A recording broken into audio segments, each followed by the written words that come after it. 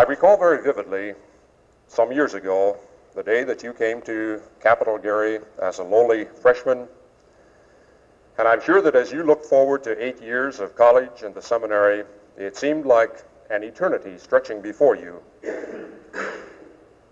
But those years have passed quickly. Today you reached the culmination of that goal.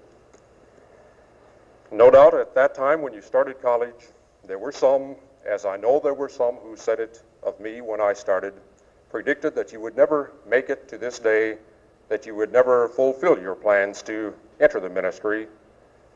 But you have proved them wrong, and we're glad. Today I'm confident that the entire congregation joins me in expressing thanks to God for the rare privilege that is ours of sharing in this service of ordination in which a young man from among you is about to undertake his role in the Christian ministry. And to you, Gary, and also to you, Mary Lou, because your lives are inextricably intertwined in this work, I join with all the people here gathered in expressing to you our sincere congratulations and wishing you God's blessing on this important day in your lives.